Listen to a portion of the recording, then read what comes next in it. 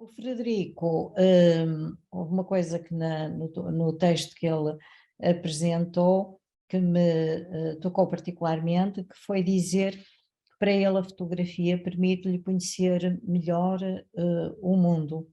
E, portanto, ele agora vai, com a informalidade que caracteriza estas sessões, falar de porque é que está na fotografia, como é estar na fotografia, o tipo de fotografia, as dificuldades, a sua história, o que ele quiser. A sessão será o que ele quiser. Bem-vindo, Frederico, e muito obrigada por teres aceito o Obrigado eu. nosso convite, está bem? Obrigado eu e, antes de mais, boa noite a todos os presentes neste espaço virtual do Mira, como estávamos a falar há bocado. Já acompanho o espaço Mira há alguns anos, eh, mais o espaço físico, e eu mais recentemente tenho acompanhado este espaço virtual de, mais noturno e, e desde já um obrigado ao espaço Mira, um obrigado na pessoa da Manuela e espero que gostem do que eu vou apresentar. Eu vou então compartilhar a tela. Posso já adiantar que, e eu sei que está aí, está por aí desse lado a Susana Paiva, que ela não gostava, eh, já conheço a Susana há alguns anos e ela não gostava nada quando eu dizia que não era fotógrafo. Eh, e vou começar já por aqui, eu não me considero um fotógrafo, apesar de garantir que faço muito uso da fotografia. E a fotografia tem sido uma ferramenta muito útil eh, para aquilo que eu, para o meu trajeto, eh, tanto de emancipação, posso dizer, pessoal e política, como vamos ver, eh, como estética. E nesse sentido, eu, e, eu optei por começar por apresentar um percurso em vez de um projeto fotográfico, precisamente para mostrar que a fotografia pode ser uma ferramenta, ou melhor, pode ser tão importante como ferramenta, como é importante como uma finalidade em si, que é a sua imagem. Eh, e então vou começar com o primeiro trabalho que eu considero relevante no meu percurso. Tinha eu 20 anos, ou por aí, quando fui para o Rio, estive no Rio de Janeiro de intercâmbio, eh, onde estive um ano, pela primeira vez fora de casa, pela primeira vez sozinho, pela primeira vez estrangeiro, e pela primeira vez sozinho com uma máquina fotográfica. E quando voltei, depois desse ano, integrei uma revista de estudantes de arquitetura. Tenho que, antes de mais, dizer que sou arquiteto de profissão e que fiz o meu curso em Coimbra. E quando voltei para Coimbra, fiz parte deste projeto muito interessante que é a revista Nu, que era uma revista composta unicamente por estudantes de arquitetura, e onde fui convidado a editar, em parceria com o meu colega Diogo Vasconcelos, em editar um número 36, que tinha como tema Sul. Este tema Sul tinha a ver com uma série de metáforas e de interpretações, e um dos artigos que eu teria que escrever, ou que eu optei por escrever, foi precisamente uma viagem que eu fiz na América do Sul em 2000, eh, agora, em 2010, já, em 2010. Hum, Portanto, foi a primeira vez que eu senti necessidade de recorrer à fotografia, apesar do artigo ter uma parte escrita. E vai ser uma coisa que, a partir daí, muito intuitivamente e muito pouco pensada, foi sendo recorrente, foi sempre eh, ir buscar à escrita aquilo que eu precisava, que eu sentia que a escrita podia oferecer, ir buscar à fotografia aquilo que eu achava que a fotografia podia oferecer. E, e, e a outras formas de expressão, que agora menos relevantes, no meu caso, mas que também foram acontecendo. Então, eh, o que eu vou mostrar aqui não vai ser o texto, vão ser as fotografias deste pequeno artigo, que são tiradas numa viagem que eu fiz desde o Rio de Janeiro até Lima, no Peru, mas neste caso são todas, as que eu vou mostrar agora, são todas de um pequeno percurso que eu fiz na Bolívia. E estas fotografias foram tiradas, salvo erro, todas, ou agora não me recordo todas as que escolhi, mas eu acho que são quase todas tiradas de dentro de um autocarro, ou seja, em andamento, porque me interessou muito esta relação da berma da estrada e daquilo que ia acontecendo nesse trajeto, e depois o artigo que eu escrevi tem a ver com essa viagem, esse trajeto, que foi de Sucre até La Paz, um trajeto de alguns quilómetros, mas não tantos quanto as horas que passei dentro do autocarro, dadas a qualidade das estradas, e pelo menos há 10 anos atrás. Então isto foi a minha primeira série publicada, digamos assim, em que o importante aqui foi mostrar as diferentes apropriações da berma da estrada, a estrada enquanto gerador de certo urbanismo, mesmo quando ele é rural, ou uma certa forma de habitar eixos que alimentam a sociedade, como é o caso de uma estrada.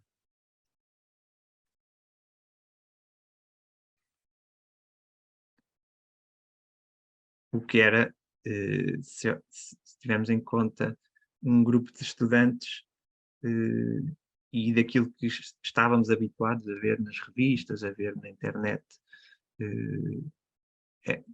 eram coisas que eram diferentes e que também provocavam e motivavam muitas discussões do que é que pode ser a arquitetura e e como é que a arquitetura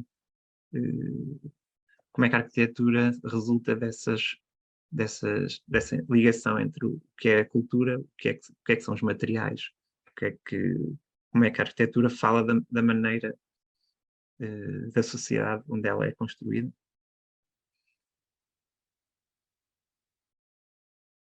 E aqui vão ver fotografias com muitas máquinas fotográficas diferentes. Aqui era uma pequena Canon G10 que eu tenho muitas saudades dela, que se estragou, mas que neste ano, na América do Sul, que foi muito importante, e apesar de ser uma câmara muito pequenina, já tinha muita... Era mais do que suficiente para aquilo que eu na altura precisava, e em viagem então tinha uma flexibilidade enorme.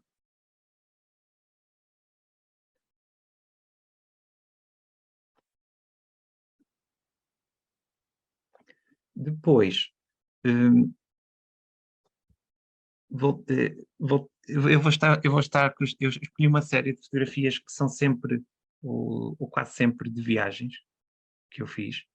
Um bocado, isto foi algo que eu fui depois também percebendo com o tempo, não é? Não foi algo premeditado, porque eu fotografava mais, dei por mim a fotografar mais quando viajava. Ou melhor, quando me sentia fora da minha zona de conforto. E isso depois resulta em eu ter uma base de imagens muito maior das minhas viagens do que tinha até certa altura em Portugal. Depois isso mudou um bocadinho, mas que a viagem moldou muito aquilo que é a minha maneira de fotografar e de ver o mundo. Dizendo isto, esta fotografia e as próximas duas são tiradas no Quénia, e são de bairros, outra vez a arquitetura presente, não é? E são num bairro perto de Mombasa, que pude cruzar. e comecei aqui a perceber que a fotografia, eu através da fotografia podia construir um imaginário e podia construir paisagens, podia construir a própria arquitetura de outra maneira, que existiria, primeiro a minha imaginação, não é? Que é esse trabalho entre nós e as imagens, e depois comunicá-la aos outros.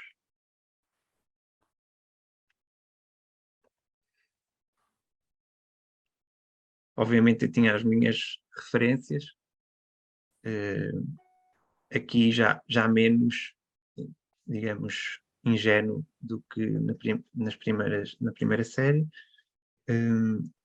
Na tal revista de estudantes tive a oportunidade de entrevistar uma das minhas maiores referências, bem português, que é o Paulo Catrica, e que ficámos amigos depois, e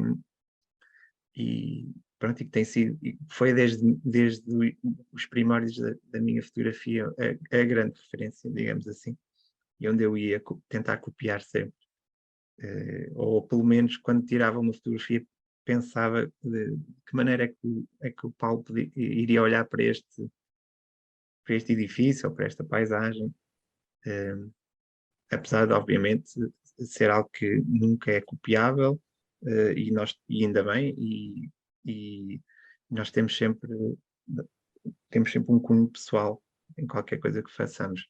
Aqui, esta fotografia já foi na segunda vez que eu, digamos, emigrei. Isto foi num período que eu vivi em Londres, e, e foi num dia que eu decidi, pronto, fazer uma deriva fotográfica. Apanhei o metro até ao fim da linha, uma linha que eu desconhecia, e depois, de máquina às costas, fui fotografando até chegar a casa. Foi uma tarde a caminhar. E aqui também referir uma coisa, que é, no início só fotografava com digital, o que permitia uma repetição de uma cadência de imagens muito maior do que o analógico, e que isso também resultava em séries em séries todas do mesmo local, ou seja, eu podia disparar 1000 fotografias se eu quisesse, não é? Numa hora, e isso gerava sempre séries muito focadas em pequenos espaços geográficos, digamos assim.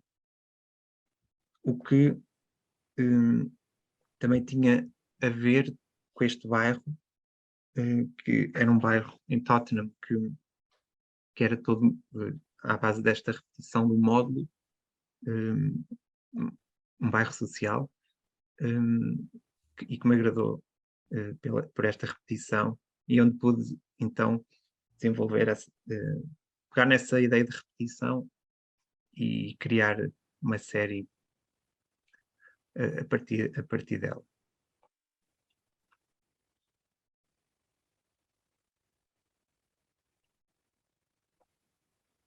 Outra vez interessavam-me estes enquadramentos mais banais do bairro, e que estou sempre a voltar atrás, mas que depois fui percebendo que se repetiam, fosse qual fosse o bairro, fosse qual fosse o país, fosse qual fosse a arquitetura. Eu estava sempre à procura um bocado das mesmas coisas. Ao início preocupava-me, depois percebi que isso podia ser que não era um problema de todo.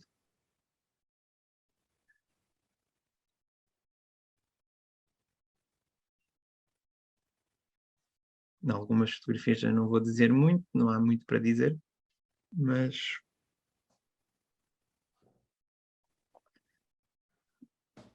aqui sempre outra vez o digital, pude e podia e posso com o digital repetir muito as imagens, então isso também fui ganhando este hábito de trabalhar com dípticos que se aproximam de alguma maneira também de um gosto pelo cinema e do movimento das imagens, o movimento que nasce quando colocamos duas imagens lado a lado, e de uma terceira imagem que resulta desse movimento. do olhar.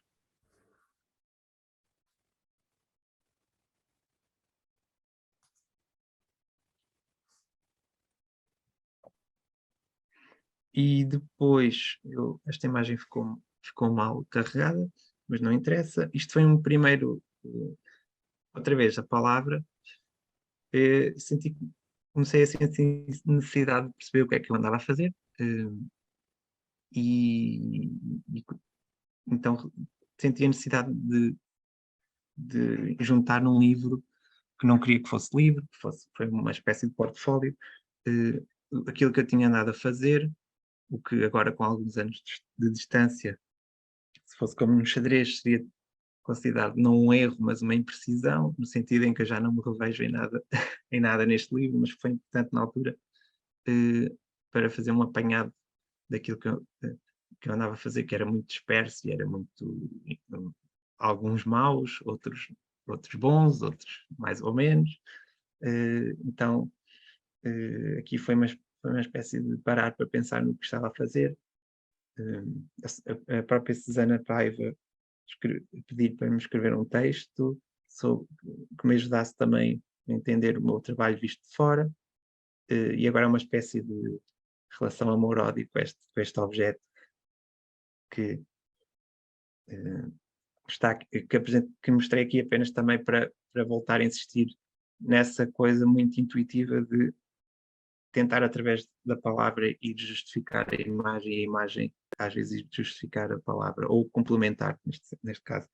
Aqui é outra série de Londres, mas uma coisa muito diferente, com uma 35mm, muito antiga, que roubei ao meu avô, e onde comecei a experimentar o analógico, e onde começou terrivelmente essa experiência, porque foi a primeira vez que a usei, e que não liguei muito ao resultado final, porque não gostei dele na altura, e que agora, há tempos, voltei a estas mesmas imagens e encontrei lá coisas que me voltaram a interessar anos mais tarde, que não me interessavam na altura.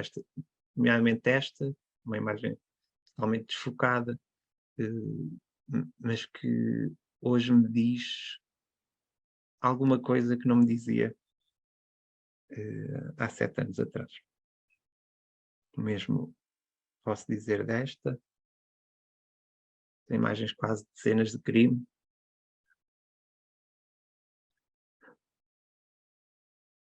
Aqui, outra vez a 35mm, aqui, mas aqui já, esta é em Veneza.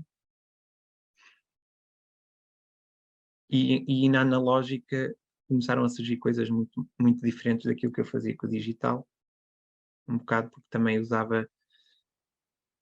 comecei a usar o analógico mais em viagens mais rápidas, em passeios mais rápidos, quando eu não ia com o objetivo de fotografar. Então surgiam também coisas mais espontâneas e coisas completamente erradas do ponto de vista técnico, mas interessantes se não ligarmos a essa qualidade técnica, que nunca, digamos que nunca me interessou. Eu não sou uma pessoa que se interessa pela técnica da fotografia. Eu quero é chegar às imagens. Se eu pudesse saltar a parte técnica, saltava, não tenho nenhum problema nenhum em assumir isso. Se alguém me pudesse fazer aquilo que eu imagino, e eu pudesse pagar essa pessoa, eu falo-ia. Eu gosto é de procurar as imagens e trabalhá-las, e muitas vezes tenho essa frustração imensa de não conseguir chegar a elas, porque não tenho, ora não tenho o material necessário, ora não tenho o conhecimento necessário, eh, mas, mas é uma coisa que também se vai aprendendo com o tempo e com a prática, e é algo que também já me frustrou mais do que agora. Aqui voltamos ao digital e voltamos à viagem. Isto é uma imagem, são agora uma série de imagens no Myanmar, uma viagem que eu fiz no Myanmar, e que outra vez a tipologia da casa e do bairro, que fui percebendo que em série, com as séries do passado, começavam a construir um, um olhar mais coerente do que aquilo que eu pensava ser.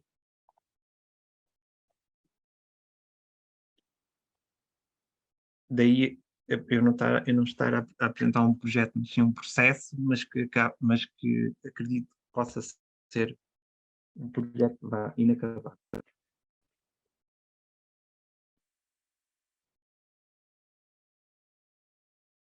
E nesta viagem, na dúvida, levei o digital e o analógico. E estas duas, estas três vá, imagens são digital, estas seguintes são analógicas, ou seja, eu andei sempre com duas máquinas nesta viagem a experimentar e muitas vezes experimentando no mesmo objeto, na mesma casa, como é o caso desta, que é aquela ali onde está aquela pessoa a abrir a janela.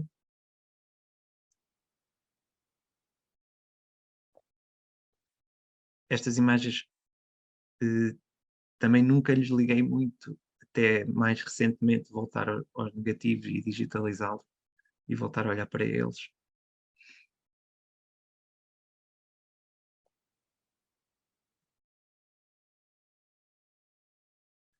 Acho que se percebe, sou arquiteto, pelo referente. Pronto, e nesta mesma viagem, eh, esta imagem, nesta viagem, eu acho que aqui já não é no Myanmar, é no Vietnã, eh, em que visitei um templo que era um templo basicamente cravado nas rochas. E, e interessou-me muito essa coisa de a rocha e a espiritualidade uniam-se numa.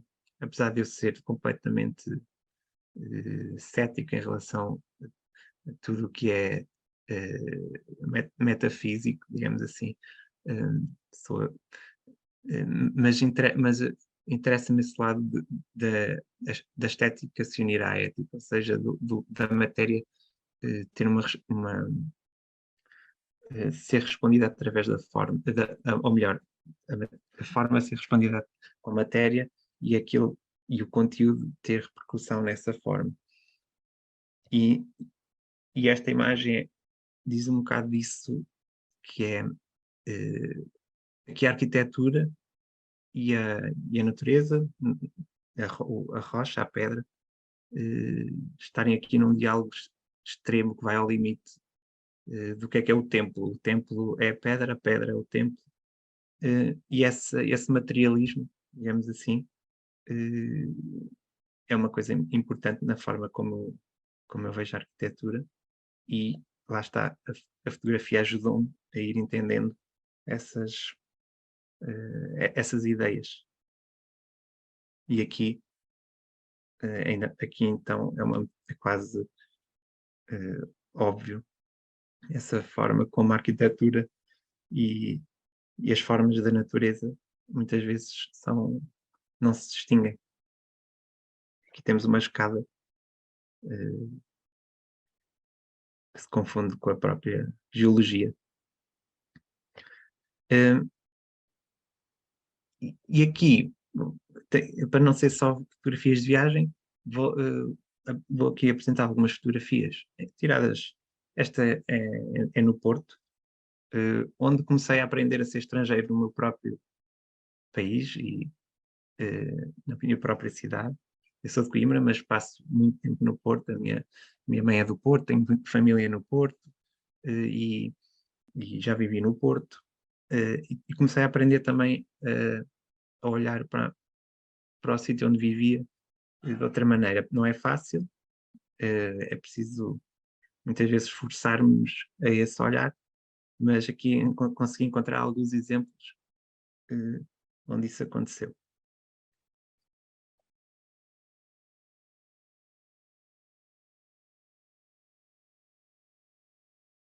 E outra vez a materialidade das coisas muito eh, visível, seja a pedra, seja o tijolo, a telha, as telas, madeira, e as formas que nascem, as formas estranhas, esta estranheza que nasce de coisas completamente banais.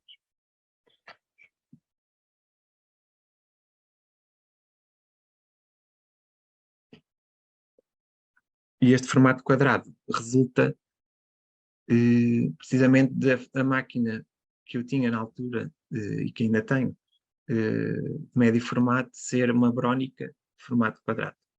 Não é por...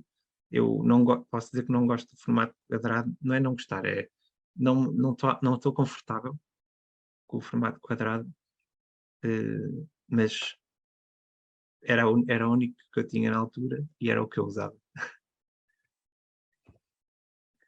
Aqui, muito rapidamente, fui só colocar um exemplo, outra vez, de como é que a imagem e a palavra se foram conjugando, e mais recentemente, que eu escrevo numa revista que também tem muitos elementos dos Pescada, que é a revista Osso, e muitas vezes, eh, apesar, é uma revista literária, é uma revista de texto, onde as pessoas escrevem poesia, prosa, tudo aquilo que entenderem, mas que há espaço para pontualmente irmos buscar uma imagem, e então muitas vezes, ou muitas vezes há quem abdique da palavra e aí são só imagens, e isso é uma coisa que enriquece a linguagem. E escolhi precisamente este artigo, porque o hiato é que ele fala um bocado do hiato, daquele intervalo entre as coisas e do intervalo que nasce, por exemplo, entre duas imagens, ou entre aquilo que falta à palavra e aquilo que falta à fotografia, e que muitas vezes resulta numa outra coisa, numa ideia que nasce nesse hiato entre as duas. E para finalizar, ou quase, vou só mostrar rapidamente um livro um livro que eu escrevi durante o período de confinamento, depois de eu ter estado num campo de refugiados na Grécia. É um livro de escrita, é um ensaio poético sobre esse campo, mas onde no fim cada livro tem uma imagem diferente de um dia que eu estive a fotografar.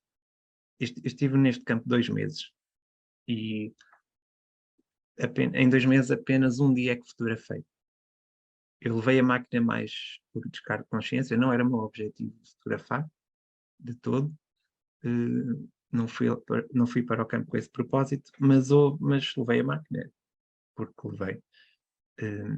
Então houve um dia que já no fim dessa experiência, que pedi autorização para fotografar dentro do campo, não era permitido, mas como já me conheciam, já tinha a confiança dos habitantes, já andava à vontade por lá. Então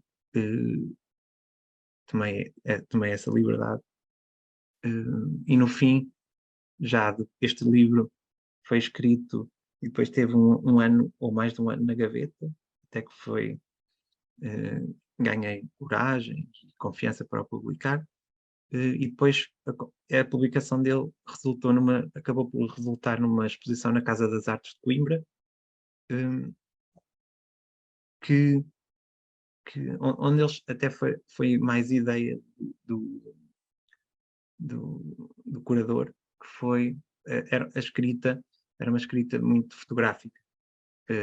São pequenos textos que retratam pequenos olhares, pequenos acontecimentos. Então, tivemos a ideia de os gravar nas paredes, como se fossem fotografias, para que as pessoas pudessem olhar para estes textos e contemplá-los enquanto os liam.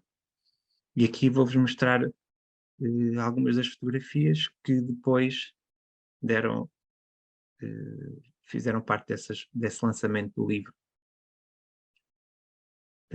E outra vez, voltando àquela ideia inicial, eu gosto de contar esta história, que é na primeira série que eu mostrei na Bolívia. Eu tinha 20 anos, não é? E nunca tinha estado perante num território tão, digamos, agressivo em termos de desigualdades sociais. Eh, e, e eu lembro-me desta vez que eu saio do autocarro, depois de uma viagem de 12 horas pelas montanhas geladas, e quando vou buscar a minha bagagem à mala do autocarro, o motorista abre a mala e vem uma família, uma senhora com umas 3 ou 4 crianças, na bagageira do autocarro. E aquilo foi um choque enorme porque não, não só, não só pelo desconforto, não é, de haver humanos a viajarem 12 horas numa bagageira, mas como aquelas pessoas vinham no lugar da mala, vinham no lugar da mercadoria. E essa imagem ficou muito gravada depois ao longo dos anos, até que houve uma vez também que eu vi numa notícia do Público, na fronteira de Marrocos com Espanha, de uma criança que foi apanhada, metida numa mala, foi apanhada pelo raio-x, e há uma imagem que vocês podem pesquisar na internet, que é fácil de encontrar, que é um raio-x de uma mala, e tem uma criança lá dentro. Ou seja, a criança, para passar na fronteira, disfarçou-se ou fez-se passar por mercadoria. Então comecei a ganhar sempre esta imagem muito forte das pessoas, de a mercadoria hoje em dia parece que é muito mais fluida no nosso espaço do que as próprias pessoas, ao ponto das pessoas fazerem passar por mercadoria. E eu fui encontrar outra vez esta ideia neste campo de refugiados, em que as pessoas habitam. Estas caixas que vocês veem são as casas onde as pessoas vivem. E estas caixas são usadas normalmente no nosso imaginário europeu ou ocidental, são usadas são caixas onde se guardam resíduos de obra ou ferramentas de obra, ou onde são transportadas mercadorias. São caixas onde não é suposto viver-se. Então, interessei-me por esse lado de registar esse lado agressivo, não é? E ao mesmo tempo silencioso, e de um tédio brutal à volta da vida destas pessoas, mesmo sem as pessoas aparecerem.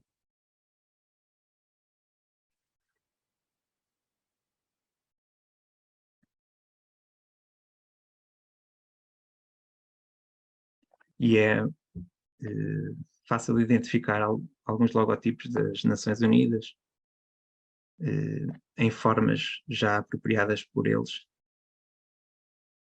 quase dizendo que aquilo que as Nações Unidas e outras organizações oferecem tem que ser reajustado e readaptado às suas, como é o caso desta imagem, readaptado às suas necessidades, que não são de todo defendidas.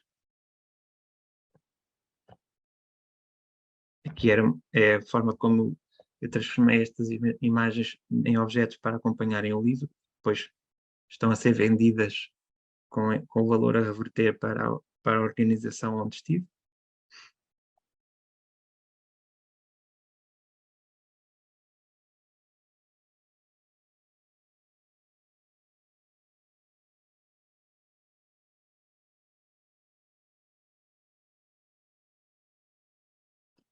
E isto é uma imagem final do campo que estava precisamente colocado numa pista de aterragem, essa carga metafórica, que é uma pista de lançamento, um lugar de viagem, um lugar de liberdade de movimentos, digamos assim, e que era o oposto.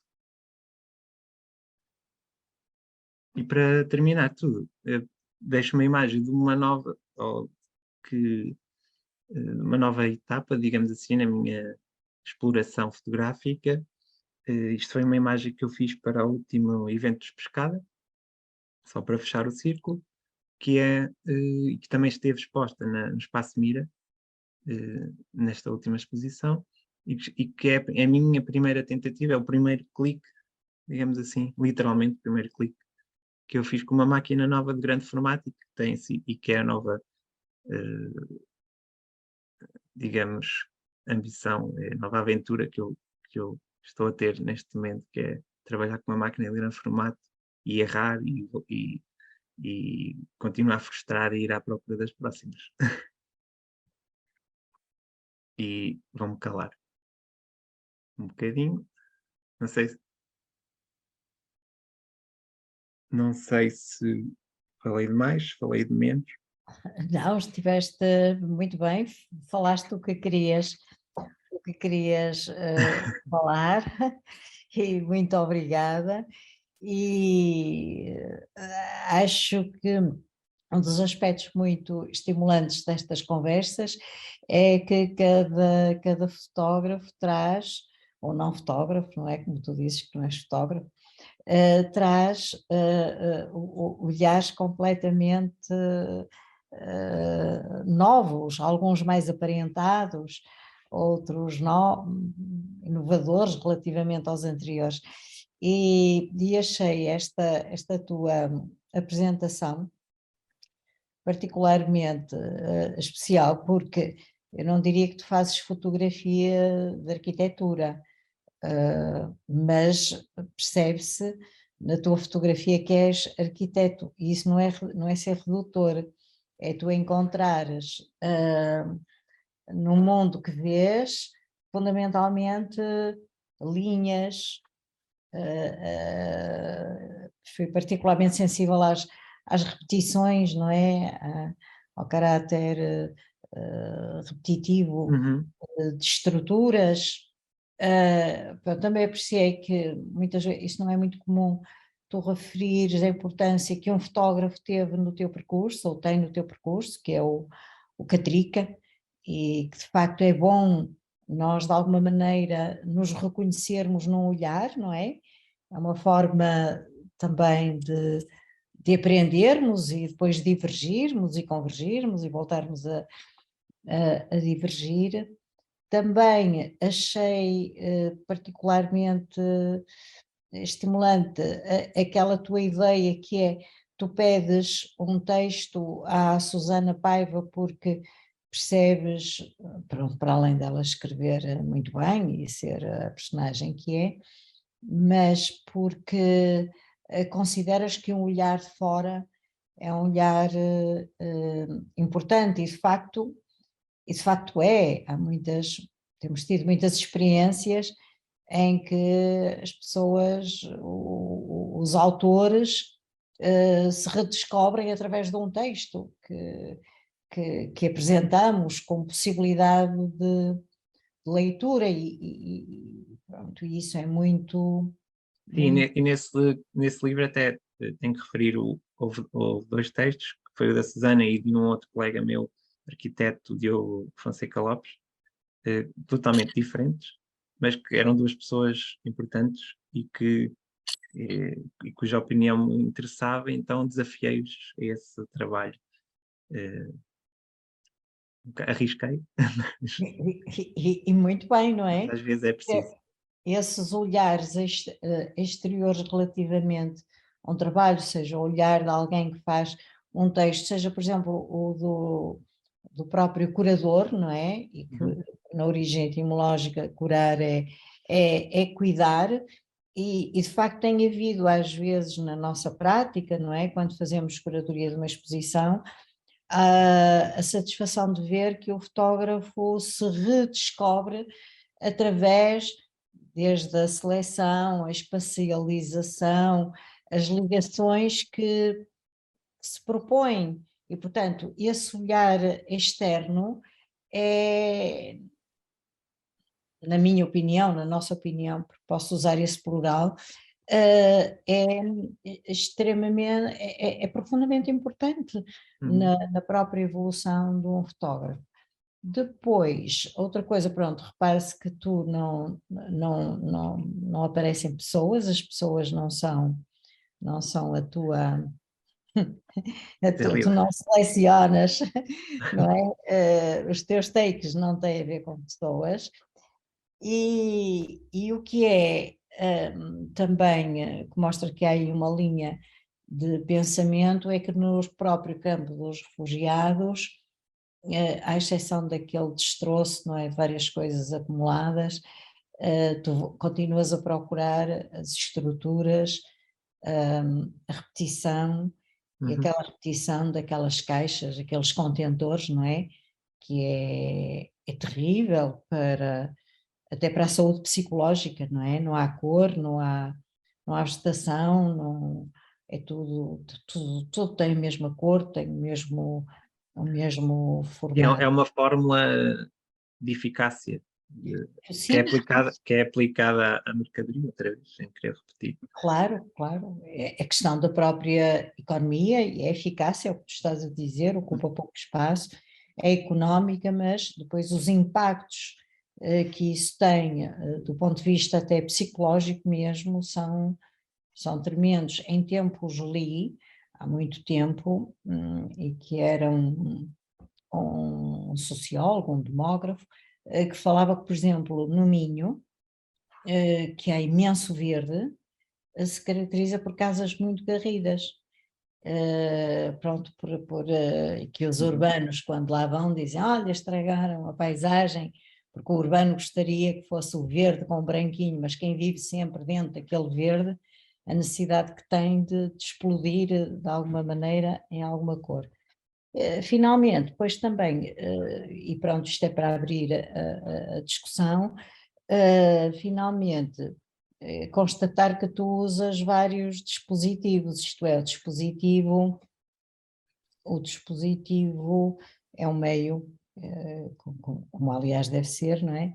É um meio, e também outra coisa muito importante que fixei é quando tu falas do teu trabalho da fotografia analógica e que na altura em que fazes esse trabalho não a valorizas, e mais Uhum. tarde, quando vais voltar a ver, vês já com outros olhos e enfatizas a dimensão plástica, finalmente. Isso é recorrente, pelo menos Pronto, mais nas primeiras, sim, nos primeiros tempos.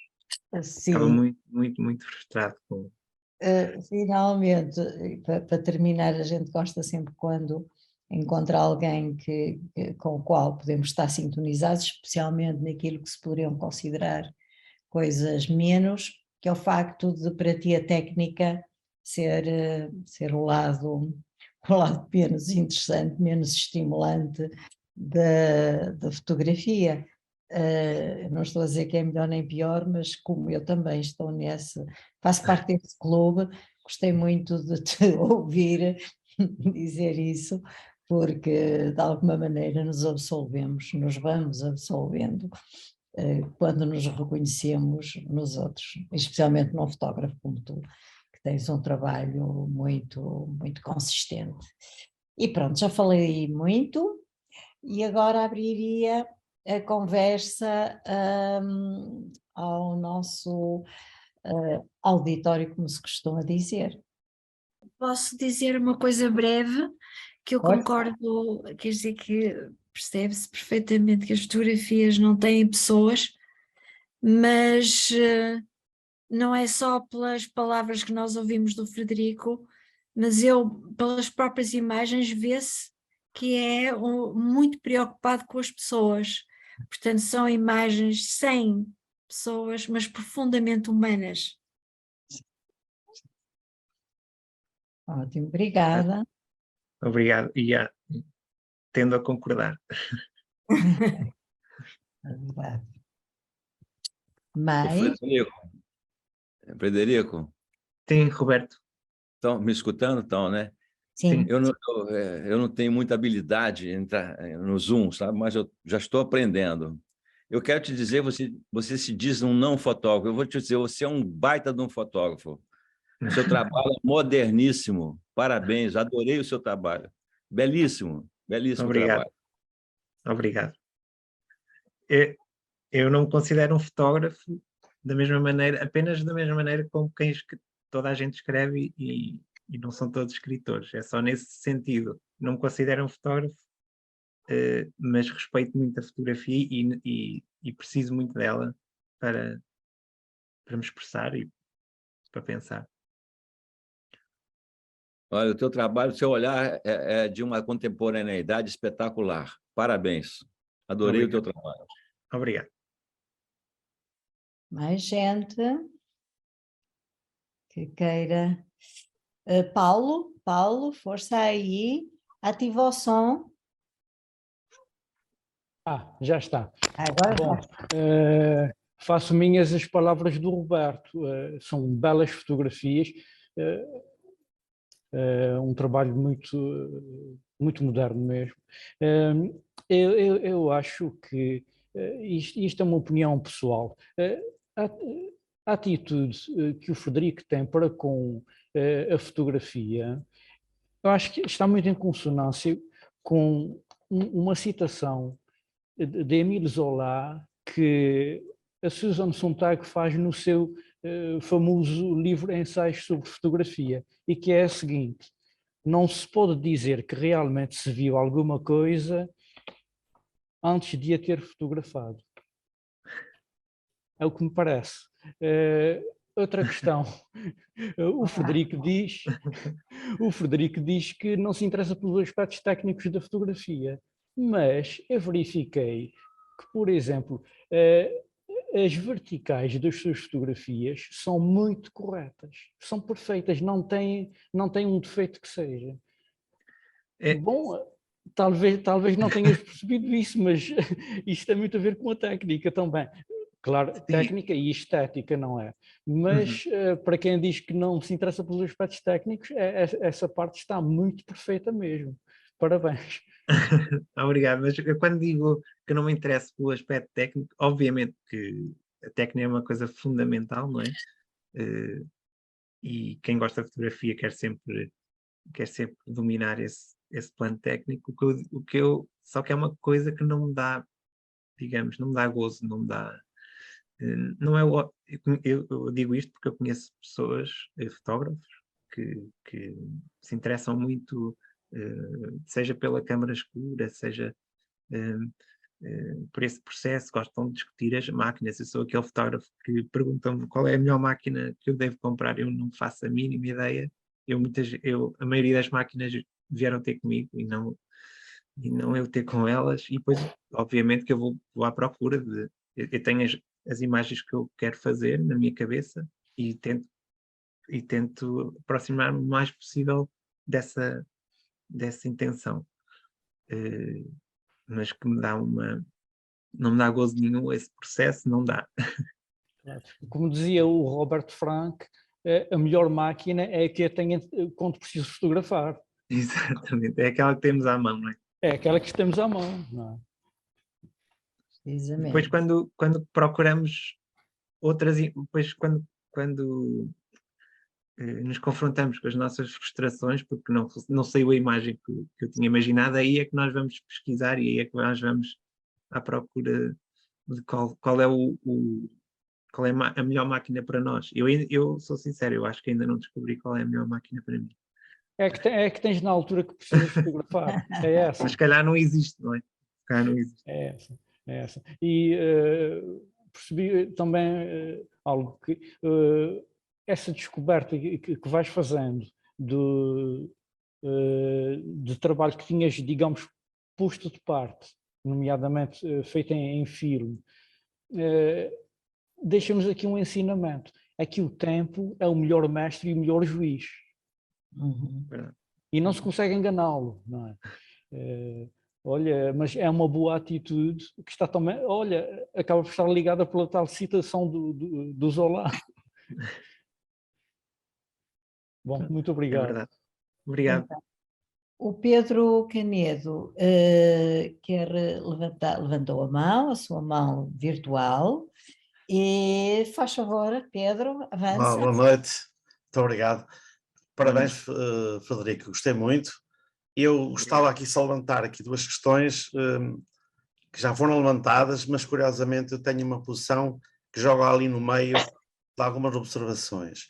Primeiro, o aspecto que o Frederico tem, a forma de fotografar, a forma de encontrar um produto final é muito ortodoxo. Eu acho que está bem bem pensadas, as coisas estão bem realizadas, estão bem feitas, e é bonito. E há ali uma linha condutora nas suas imagens, há aqui uma linha bem clara de pensamento também, mas a Manuela Matos Monteiro levantou uma questão que eu fiquei aqui um bocadinho entusiasmado em poder dar o meu contributo a esse respeito. Eu não consigo ver os espaços sem as pessoas. Aqueles espaços estão habitados por alguém. Eu registrei com muita alegria que o Frederico não entrou pelo aspecto mais fácil da questão, de ir buscar os aspectos miserabilistas que eventualmente viu, e portanto conseguiu ter essa grandeza de alma de não os mostrar. E isso, obviamente, está de parabéns.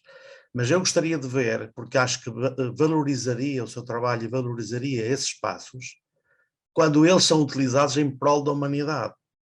Se realmente temos conforto, ou se formos dar algum conforto no meio de tanta desgraça, se calhar haveria de haver uma outra imagem onde isso se pudesse mostrar, mantendo a dignidade das coisas.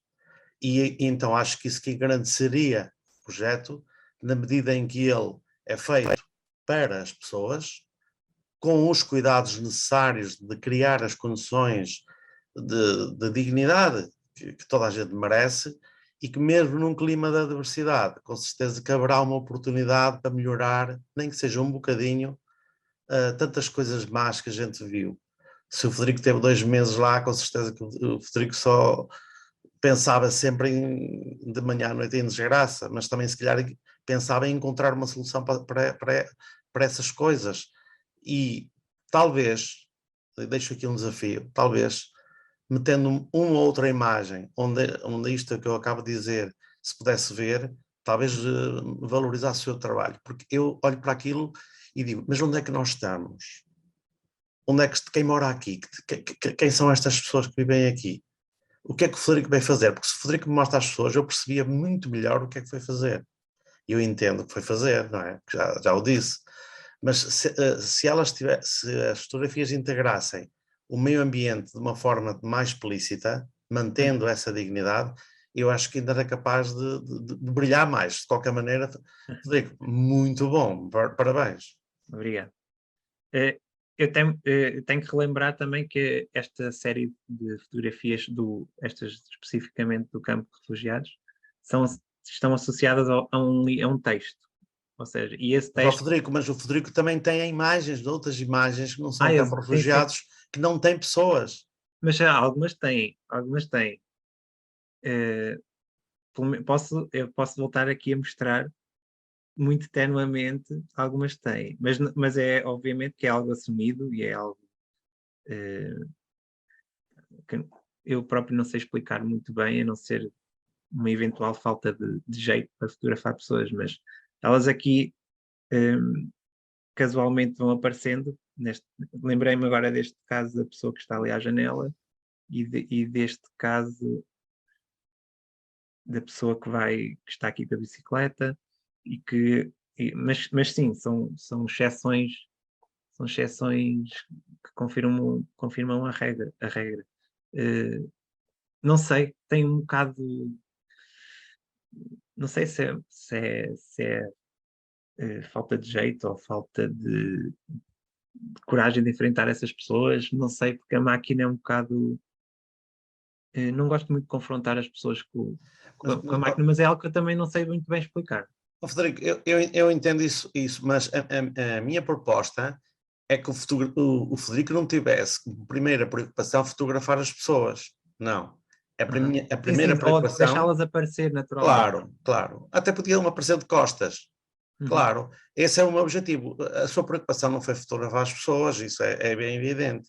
Mas encontrar uma oportunidade de mostrar a utilidade da coisa, isto é, aquilo tem utilidade, aquilo serve para alguma coisa.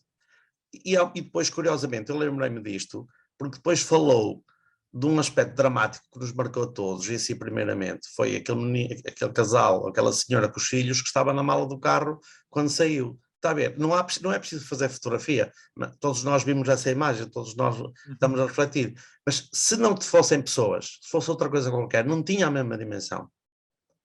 Agora, porque tem uma dimensão humana dramática, ela é realmente muito forte, muito pesada. De qualquer maneira, Frederico, não é por aí. Sim, mas 20. eu percebo a questão, sim. Se calhar também muitas vezes é o medo de que a presença humana venha um bocado quebrar aquele um silêncio que é fundamental nas imagens, de chamar uma atenção que eu não quero que retirem do objeto, que é, neste caso, mais a paisagem ou o objeto arquitetónico ou o território. Mas sim, é algo que retirei desde o início. Eu não me lembro de fotografar pessoas, nem quando era criança ou adolescente. Não me lembro. Não. É muito raro eu fotografar a minha própria família. Eles queixam-se. É uma opção, acho que é uma opção, é uma linha que segue a linha de muitos autores, não é? Da fotografia, mais recentes, mais antigos e consagrados, mas há aqui um aspecto muito importante que tu mais do que uma vez referiste, que é também o papel do texto. Uhum. E eu acho que o texto é fundamental na fotografia. Dizem que uma imagem vale mais de 1000 palavras, eu acho que isto é uma boca, porque Sim, imagens que são até aquelas muito humanistas são manipuladas, aquele beijo extraordinário, algumas do Hanoi e de tantos outros, não é? E que nós depois vimos a saber que aquilo não foi um episódio real da vida, mas que foi uma encenação. Mas o texto é fundamental. E, por exemplo, naquela exposição que tu há bocado, por acaso gostava de ter visto mais peças, em como numa exposição de fotografia o texto é uma imagem. Uhum. E, E o texto é uma imagem. e o texto é uma imagem, e tu assumiste o texto como uma imagem, ultrapassando o valor que o texto tem em si, pelo seu conteúdo e pela forma como está escrito. Uhum. E gostei imenso de ver aquelas pessoas todas, muitas de máscara, que dava a ideia de que ainda foi no tempo Foi. do Covid assanhado, a olharem para o texto como se fosse uma imagem, só que é uma imagem que tem uma leitura orientada, não é? Que são aquelas palavras, que são aquelas linhas. Mas chamaste a atenção, mais do que uma vez na tua intervenção, sobre o papel do texto. Assim como um texto é enriquecido por uma imagem, que não tem que ser ilustrativa, mas pode ser uma imagem que se associa ao texto, e gosto muito neste caso do funcionamento das associações livres de ideias, se quisermos associações livres de imagens, mas o papel do texto é fundamental. E tu ultrapassaste até o caráter supletivo ou complementar do texto em relação à fotografia. Tu pegaste no texto e disseste, não que isto é uma fotografia, mas isto é uma imagem. E acho que, sim senhora, gostei. Ainda bem que o Pedro levantou esta questão, porque deu para Sim. enterrar este aspecto, que acho que terás, não gosto muito da palavra, uma contemporaneidade muito grande à tua fotografia, sim. E ainda bem que há tantas formas de olhar, uns olham mais para as pessoas, outros mais para as formas, outros mais para as montanhas, para as planícies, para o lixo, quanto lixo é tão usado para ser fotografado. É isso. Obrigada. Mais, Arlete, se faz favor, ative o som. Espera aí. Pode ativar a Arlete? Eu queria muito falar que eu comecei no início a ver, mas hoje eu estou no modo avó. E de um aborrecente que chegou atrasado, esqueceu o livro, que tinha que ir para o curso, mas não sei o quê. E eu tive que me levantar, mas eu me comprometo de ver no Face depois e mandar para você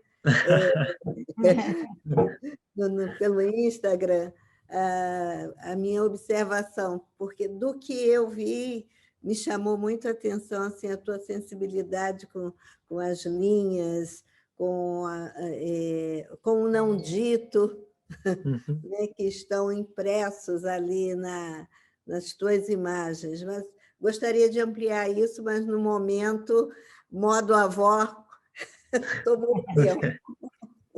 Obrigado. Vantagem Espero. podermos rever, não é? Vantagem podermos rever o programa. Mais alguém queira fazer alguma referência? Eu ia pegar numa coisa que o Frederico, uma coisa não, é uma coisa, mas um exemplo de intervenção que o Frederico referiu, que é uma revista, que é a revista Da osso, que pega no nosso esqueleto a e revista. que pega no nosso esqueleto literalmente, e cada número dessa revista é dedicado a um osso. E de facto, desde que assino essa revista, que é uma barateza, porque os editores não pretendem ganhar dinheiro, nem os editores, nem os autores, Exato. pronto, e que até dá a perceber que nós de facto somos um monte de ossos, não é? Porque o osso, como é que se diz? Desdobra-se, o esqueleto desdobra-se em ossões, ossos e ossinhos, e aquilo é uma atrapalhada enorme. E eu tinha intenção, eu até vou pedir ao Carlos Júlio, porque o Carlos Júlio é o maestro de várias orquestras e é o maestro também do osso, que era divulgar o osso, porque a assinatura é baratíssima e nós recebemos pelo correio, é uma alegria. Então é uma revista toda a preto, uma revista não, é um jornal, um tipo de jornal, que intersecciona várias dimensões, fundamentalmente escrita, também imagem, escrita, prosa, ensaio, poemas e portanto, coisas que nós eventualmente só poderemos ler ali. Eu vou pedir um favor ao Carlos Júlio, porque estamos a mudar de casa e eu tenho os ossos todos, exceto os nossos, os ossos todos empacotados, e comecei a tratar dos caixotes com muita classificação e perdi-me na classificação, e a partir de certa altura é meter tudo para resolver o problema de centenas, de milhares de livros. Portanto, eu ia pedir ao Carlos Júlio, que não gosta nada de falar e que se vai embora, precisamente por isso, mas vou-lhe pedir para ele mandar algumas imagens do osso para fazer uma chamada de atenção. Está ali o Carlos, eu vi-te pirado aqui, mas estás aqui. Uma chamada de atenção precisamente para essa revista que convoca a imagem, mas é que antes de mais nada escrita. O seu aspecto gráfico vai contra todas as modas e todas as expressões, portanto nós parece que estamos a ler um jornal de há muitos anos, e isso é bom. Pode ser, Carlos, mandares-me. Mas já agora podias dizer alguma coisinha, vá lá, ativa o som, estás ativado. Cá estás. Sim. Conta lá. Frederico, não te importas que... Claro que não, é um Foste prazer. tu que citaste, hã? Claro que sim.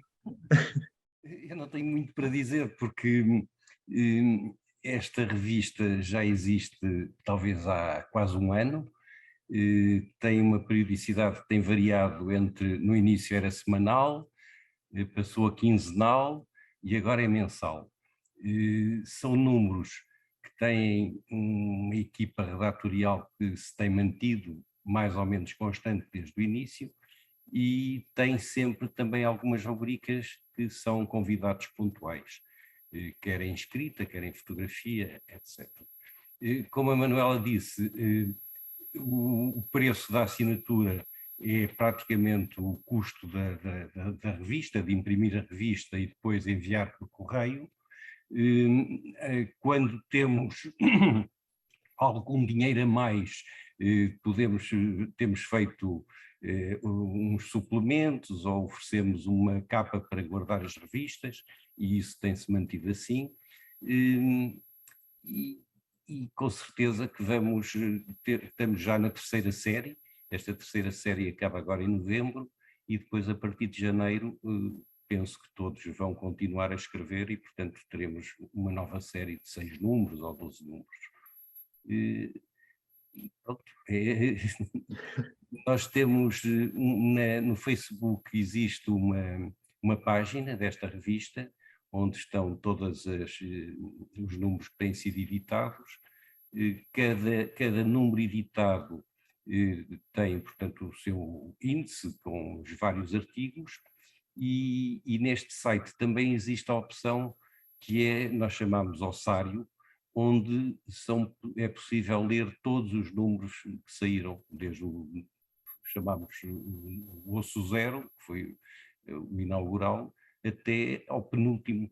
Portanto, tudo isto pode ser lido pela internet.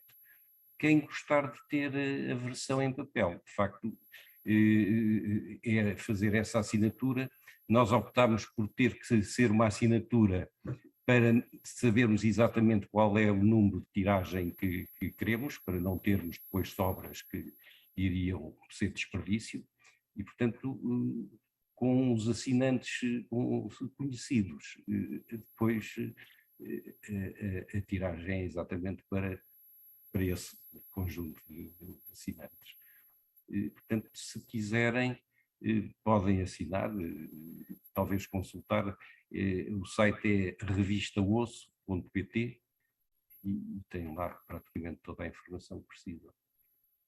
Ok, vamos divulgar isso nas nossas plataformas todas, porque vale mesmo a pena, e vale a pena ter em papel.